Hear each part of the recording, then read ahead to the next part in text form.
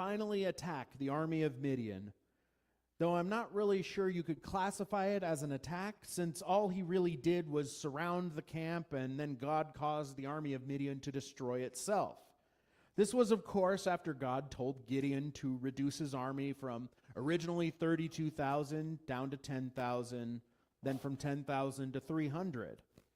This was all done so that when God delivered Midian into the hands of Israel, that Israel could not take credit for the victory themselves, and that the glory would go to God where it belonged. Even though the Midianites outnumbered them by a large amount, with their own army numbering around 135,000, it would have been unlikely, yet not impossible, for them to win on their own. And that's the reason why God reduced their number down to 300. God was putting them into a seemingly hopeless situation so that when he delivered them from it, they would have no other explanation than God had done something spectacular for them. See, our brains are hardwired to seek natural explanations for things, not supernatural ones. That is why sometimes God has to put us in those kinds of situations, so the only option we have is to acknowledge that he has done something great in our lives. Now, God also knew the weaknesses and the needs of Gideon. He knew that Gideon would have doubts, as many of us would in that kind of a situation. So he told him that he should go down to the Midianite camp if he was afraid, and what he heard there was going to encourage him. When he does, he hears that Midian is actually afraid of him because they believe that God is with him and has given the Midianites into his hands. This was incredibly encouraging for Gideon because it showed that God was working in ways that he was previously unaware of. He was weakening the resolve of Gideon's enemies by sowing doubt and fear into them. God is at work in ways that we are unaware of in our lives. He does things that we know, but he also is doing things that we don't know. The word tells us that God works all things together for the good of those who love him and are called according to his purpose. And I don't know about you, but I'm not aware of all things.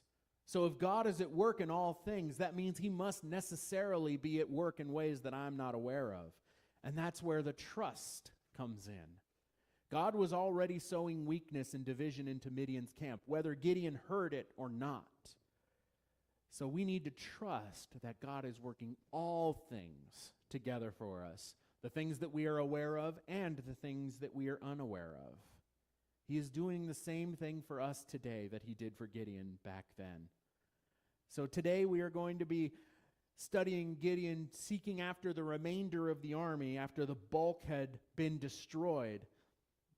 The vast majority of the army had turned on themselves and killed each other, but a good number had still escaped, along with the kings of Midian, and they were on the run because they no longer had the numbers advantage over Israel.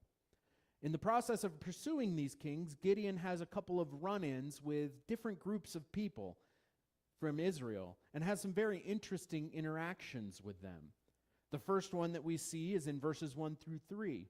In these verses, the men of Ephraim take exception to the fact that they were not involved in the defeat of Midian. And Gideon deals with them very well and is able to calm their anger quickly. In Judges 8, beginning in verse 1, it says, "Now the men of Ephraim said to him, 'Why have you done this to us by not calling us when you went to fight the Midianites?' And they reprimanded him sharply. So he said to them, 'What have I done in comparison with you? Is not the gleaning of the grapes of Ephraim better than the vintage of Abiezer? God has delivered into your hands the princes of Midian, Oreb and Zeb. And what was I able to do in comparison with you?' Then their anger toward him subsided when he said that." See, the men of Ephraim became upset with Gideon because they weren't a part of what they viewed as this great victory. God had delivered them from this massive Midianite army, and they weren't there to be a part of it. Now, Gideon easily could have just thrown up his hands and said, "Hey, I didn't decide who went, God did." But that wouldn't have done anything to quell their anger and calm them down in that moment. Instead, he decided to address the offense that they felt. This was a critical moment. They were on the trail of the kings of Midian. They were so close to finally defeating their enemy, and now all of a sudden he's dealing with dissension in his own ranks. So he needed to quash this quickly. And that is what he did. Instead of putting the blame on God and saying, hey, God chose the men, not me, so you're not really angry with me, you're angry with God, would have been correct for him to say that, but instead, he decided to highlight what Ephraim had already done in comparison to what he had done. It was Ephraim who had captured and executed the Midianite princes, not Gideon. He then asked them, what did I do by comparison? Now, on the surface, you might think, well, what do you mean, what did you do by comparison? You defeated the Midianite army. You took them down from an army of 135,000 to about 15,000, to about 20,000. But the thing is that Gideon is not taking credit for that at all.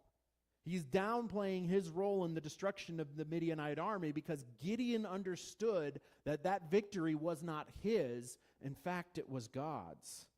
In his humility, all he did, and he recognizes that all he did, was preside over the Midianite army, destroying itself due to the influence of God.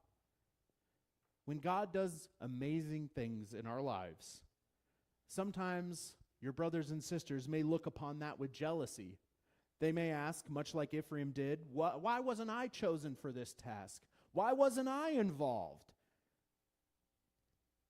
They might get angry with you. They're not angry with you, really. They're really upset that they weren't a part of something great. Why weren't they chosen for the task?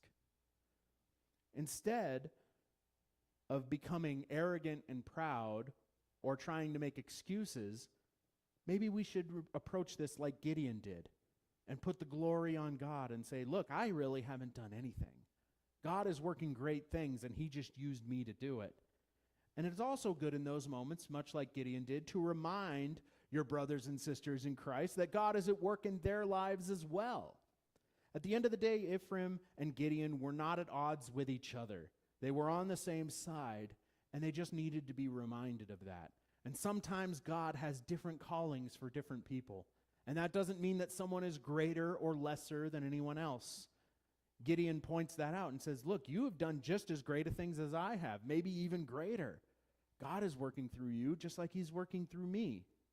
A little bit of humility and kind words can go a long way in alleviating the offense that your brother may be feeling toward you. Now, having quelled the dissension in the ranks, Gideon goes back to the pursuit of the Midianite kings. He gets back to the issue at hand. However, as we see in verses 4 through 9, his men have grown weary during the pursuit, and he asks some of their countrymen to aid in this regard. Unfortunately, they don't receive the answer that they would have hoped for, and this causes Gideon to make a grim threat to the people. In Judges 8, beginning in verse 4, it says, when Gideon came to the Jordan, he and the 300 men who were with him crossed over, exhausted but still in pursuit. Then he said to the men of Succoth, please give loaves of bread to the people who follow me, for they are exhausted, and I am pursuing Zebah and Zalmunna, kings of Midian. And the leaders of Succoth said, are the hands of Zebah and Zalmunna now in your hand, that we should give bread to your army? So Gideon said, for this cause, when the Lord has delivered Zebah and Zalmunna into my hand, then I will tear your flesh with the thorns of the wilderness and with briars. Then he went up from there to Penuel, and spoke to them in the same way. And the men of Penuel answered him as the men of Succoth had answered. And he also spoke to the men of Penuel, saying, when I come back in peace, I will tear down this tower. Now Succoth and Penuel were cities in the tribal territory of Gad. These were Israelites. These were their brothers. These were fellow Israelites who had been oppressed by Midian for many years, just like everyone else. Yet they refused to help when called upon. We don't know exactly why they refused, but it seems that they were possibly not sure that Gideon was actually going to defeat their enemies. And if Zebah and Zalmunna survived and regained their power, it's possible that the people of Succoth and Penuel wanted to stay in their good graces as much as possible. They just didn't want to get involved. They said, look, you haven't captured them yet, so we're just going to stay out of it. We're not even going to give you bread. Once again, Gideon finds himself at odds with his countrymen, just as he did earlier with the men of Ephraim. But his response with these men is far harsher than it was with Ephraim. I mean, he was kind with Ephraim and even stroked their ego a little bit, talking about the great things that they had done. Yet here he makes a rather barbaric threat of harm towards them. The difference is that Ephraim was speaking out of a wounded pride. They desired to help, and they felt like they weren't given their due. They felt like they weren't being given an opportunity to help in what God was doing. Yet the men of Succoth and Penuel were outright refusing to help. These are their brothers who are trying to end the oppression that they all have been under for 7 years, and yet they refused to help. Gideon wasn't even asking for military aid. He just wanted some food for his men. This is the reason for his anger when dealing with these men as opposed to the men of Ephraim. He told them that he would deal with them harshly and tear down the tower of Penuel. This is likely because the tower was a source of pride for the people. So Gideon sought to take that pride away from them. Now notice the difference. He sought to protect the pride and the wounded pride of Ephraim, yet now he was promising to take away pride from these men. When we seek to do what God has called us to do, he will build us up. Much like Gideon did with the men of Ephraim. They were seeking to do things for God. Their pride had just become wounded, and God used Gideon to build them back up. Yet if we refuse to do what God has called us to do, like these men of Succoth and Penuel, he will very often tear us down. In verses 10 through 17, Gideon catches up to Zebah and Zalmunna and finishes the job of ending the threat of Midian. Then he returns and deals with the men of Succoth and Penuel as he said he would. In chapter 8, beginning in verse 10, it said, Now Zebah and Zalmunna were at Karkor, and their armies with them, about 15,000, all who were left of all the army of the people of the east, for 120,000 men who drew the sword had fallen. Then Gideon went up by the road of those who dwell in the tents of the east, Nobah and Jobeah. And he attacked the army while the camp felt secure. When Zebah and Zalmunna fled, he pursued them, and he took the 2 kings of Midian, Zebah and Zalmunna, and routed the whole army. Then Gideon the son of Joash returned from battle, from the ascent of Heres, and he caught a young man of the men of Succoth and interrogated him. And he wrote down for him the leaders of Succoth and its elders, 77 men. Then he came to the men of Succoth and said, Here are Zebah and Zalmunna, about whom you ridiculed me, saying, Are the hands of Zebah and Zalmunna now in your hand, that we should give bread to your weary men? And he took the elders of the city, and the thorns of the wilderness and briars, and with them he taught the men of Succoth. Then he tore down the tower of Penuel and killed the men of the city. We read in verse 10 last week to determine the size of the army of Midian, and it is very likely at this point that Gideon's army was greater in number than the remainder of the Midianite army. He had his 300 men with him, but now the men of Ephraim had joined him, and much of the army of Israel had rejoined him. So it's very possible that Gideon's army was greater at this point. And when it says they routed him, it simply means to decimate to a point that they are no longer a threat. It doesn't necessarily mean that they killed every last one of them, though it's very possible that they did. Either way, at this moment, the threat of Midian had ended. He captures the kings and takes them to show to the men of Succoth and Penuel. These men question God's ability to actually deliver them from their oppressors, even as that deliverance was taking place. They lacked faith in God. They'd failed in their duty to aid their brothers when called on. They challenged God and Gideon, and now they were going to pay the price. For Succoth, he actually finds out who the leaders of the city are and chooses to punish only them. Yet it was in quite a brutal fashion. When it says that he used the thorns and briars to teach them, there's actually a lot of archaeological evidence that shows that a method of punishment in those days was to actually drag someone through thorns and briars while they're being weighed down to tear up their flesh. This was not always meant to be fatal, so it's possible that Gideon didn't kill a single one of them from Succoth. But he was trying to show them that challenging God and ignoring his commands have very real consequences. Now, this is one of those areas where the Bible is recording what happened and doesn't necessarily say one way or the other that God commanded or condones this kind of behavior. It is possible that Gideon acted rashly, and this was not something that God wanted. Regardless of whether or not this was a proper punishment, the fact remains that when we ignore the calling that God puts on our lives, there are very often very real consequences. And those consequences may be delayed, since the men of Succoth did not feel the pain at their refusal until Gideon returned. But that's also a very important point that I want to bring up.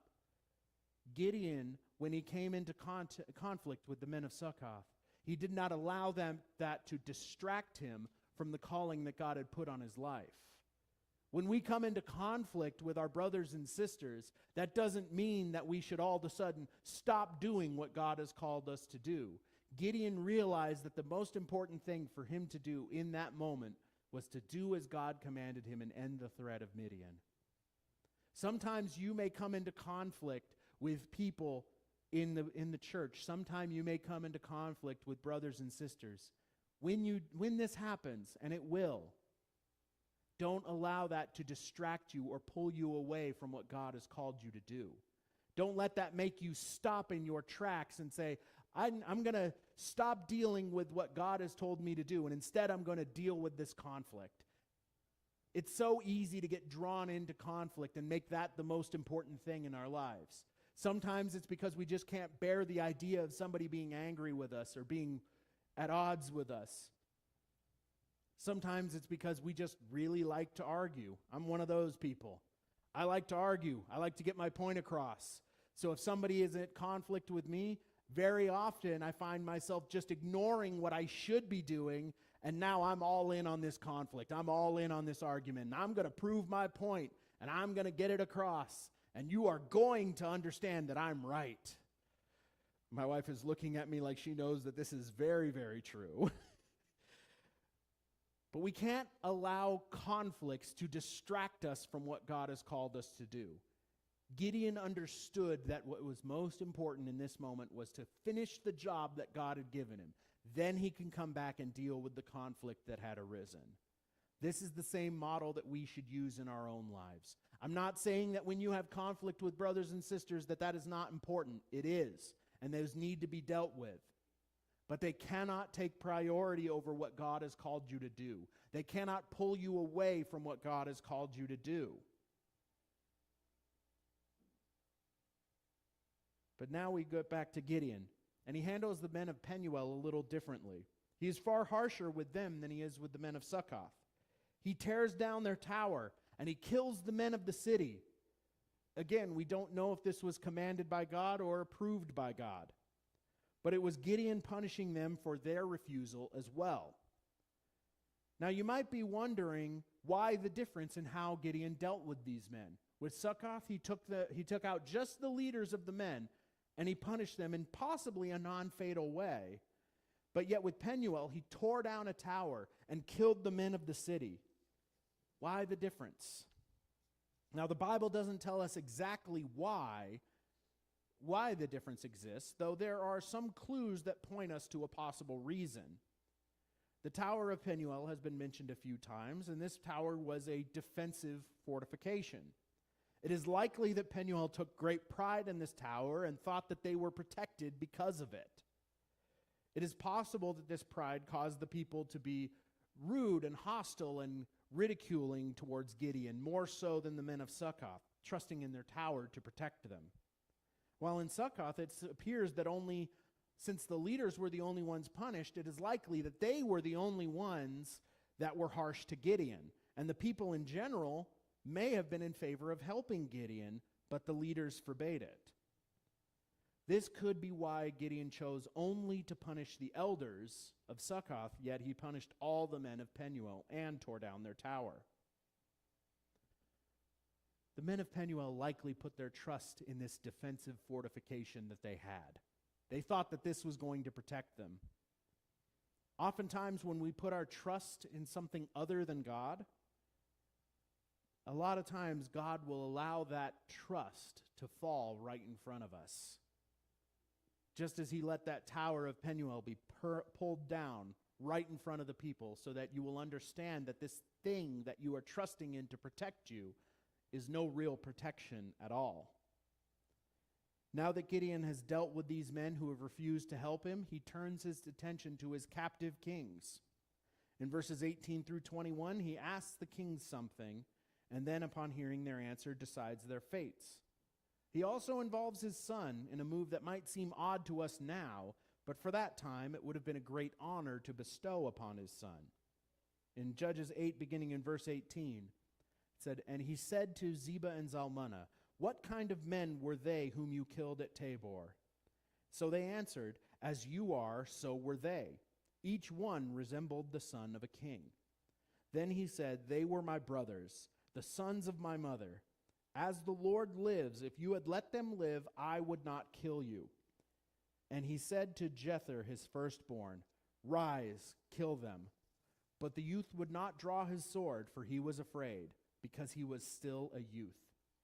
So Zebah and Zalmunna said, 'Rise yourself and kill us, for as a man is, so is his strength.' So Gideon arose and killed Zebah and Zalmunna, and took the crescent ornaments that were on their camels' necks." To begin, Gideon asks the kings about the men that they killed at Tabor. Now, there's no reference anywhere else in the Bible for what Gideon is referring to. But it's reasonable to assume that the Midianites had slaughtered some people at Mount Tabor somewhat recently. And among these people was Gideon's family.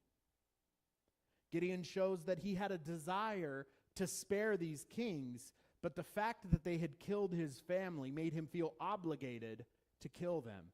It's very possible his anger was turned up in that moment, and he said, "You know what? I was going to let you live. I was going to spare you, but now I can't." But his first instinct was to let them live, and that shows what kind of a man Gideon was. He is forgiving, but as he showed, his forgiveness has its limits. And I think the same is true for each one of us. In our minds, we like to think of ourselves as forgiving people, because we see that as a good quality to have, and it is. But more importantly, it's a godly quality. That forgiving nature that we all desire to have and all like to say that we have, though, very often has a threshold. Gideon would have forgiven them, even though they had likely killed many Israelites. But since his family had been killed, now all of a sudden that forgiveness goes away. I can't blame Gideon for this. I can't say that I would not have acted in a very similar way were I in his position. I'm not saying that Gideon was necessarily in the wrong here, but I do want to take this opportunity to say that we need to check ourselves constantly. Does my forgiveness come only when it is easy for me, or can I also forgive in the difficult times? It's one thing to forgive a murderer, and it's another thing entirely to forgive a murderer who has killed one of your loved ones. However, that forgiveness must still come.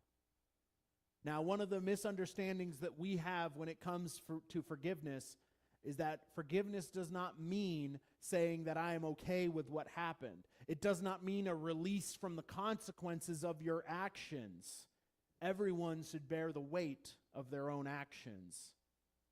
But what happens is that we have not been called to be vessels of God's wrath here on earth. We have been called to be vessels of his love, his mercy. The fact that Gideon was predisposed to mercy shows that he has that in his character. We also learn something else about his character, in that he tells his son to execute these kings. Now, this certainly seems odd to us, since we live in a different time and a different culture. But this is not Gideon trying to keep his own hands clean or avoid killing these kings himself, because in fact he actually does end up killing them himself. This was Gideon trying to give the glory for defeating these kings to his son, so that he would be well thought of. Just like when he downplayed his role in defeating Midian to the men of Ephraim, he also seeks not to gain glory for himself in this moment either, instead opting to give it to his son. This shows a humble attitude that we consistently see in Gideon's life. He does not seek glory for himself. In fact, he seems to actively avoid it. Also, as strange as it may seem to us, he is actually trying to be a good father in this moment. We might not see this because of our differences in culture, but Gideon took his son with him to battle and is now showing him what it means to bring justice to people. He is teaching his son to be strong. This is a responsibility that all fathers share. Obviously, today it is going to look different. I'm not going to take my son with me into battle and have him slay kings for me. Times have changed. But we do all need to show our sons what it means to be men. There are far too many young men out there today who don't know what it means to be a man because their father either isn't around or for whatever reason hasn't taken the time to teach them how to be a man.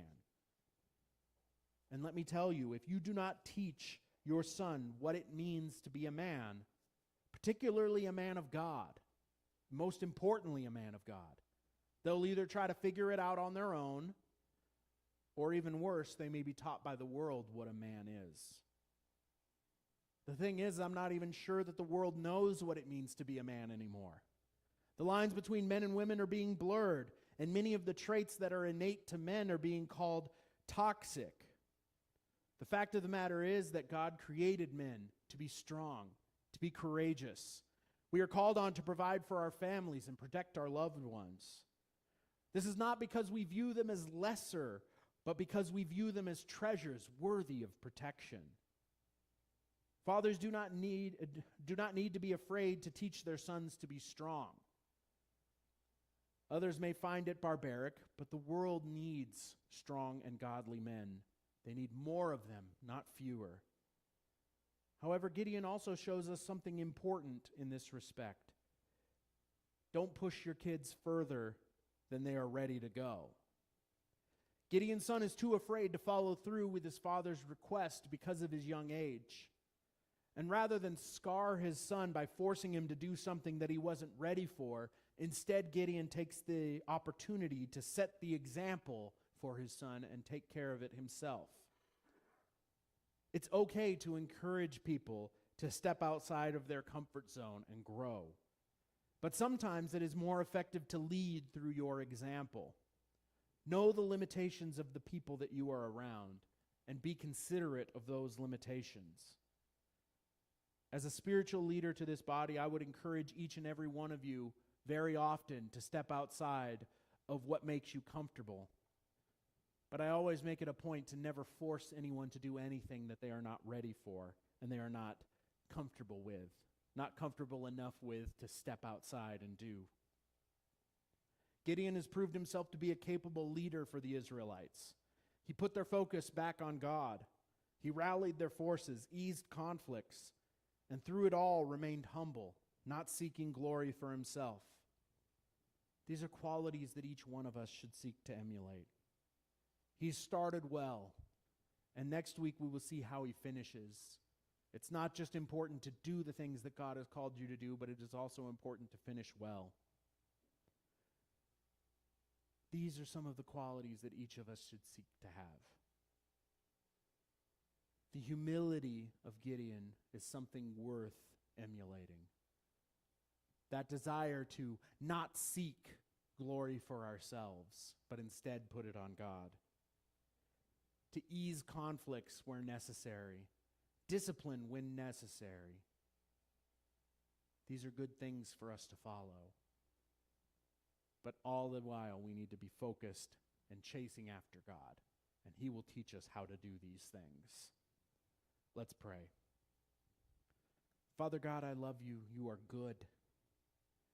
And Lord, teach me, teach us what it means to be men and women dedicated to you. Teach us how to deal with conflicts when they arise.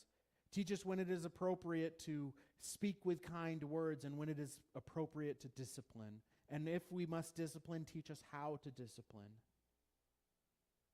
Lord, teach us what it means to be good fathers that raise up their sons and their daughters. Teach us what it means to be good mothers that raise up their sons and their daughters, so that we may prepare the next generation to carry on in our place and seek after you just as we have. Lord, teach us what it means to be your people. Teach us what it means to follow after you. I ask this in your mighty and your precious name. Amen. I love you guys. Have a great week.